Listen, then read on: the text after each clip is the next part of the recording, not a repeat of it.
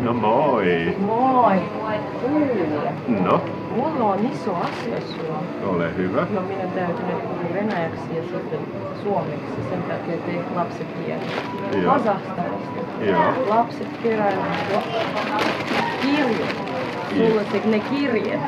Joo. Tommoset kirjat kaikista köyhistä perheistä, kuka ei pysty tulemaan tänne. Oiku hienoa. Ja ne haluaisivat sitten katsoa, että sä vastaat niille kaikille.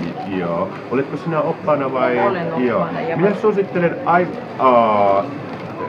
olen valtavan iloinen näistä kirjeistä. Ja jos haluaa niin vastauksia, niin minä suosittelen, että tiedätkö minun postitoimisto? Se on se viereinen rakennus. Niin kannattaa viedä suoraan sinne ja kertoa postitontuille, että nämä on tullut Kazakstanista, niin silloin se hoituu parhaiten.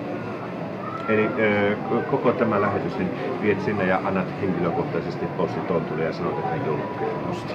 Во-первых, эти письма пришли из Казахстана, они пришли от детей, которые не смогли сюда приехать. Я их привезла Дедушке Морозу, и он сказал, что сейчас мы их отнесем в почтовый офис, и им ответят всем, правда? Давайте с вами сфотографируем. Kiitoksia ja с Новым годом! С Новым годом! Noin. Oikein paljon kiitoksia sinulle.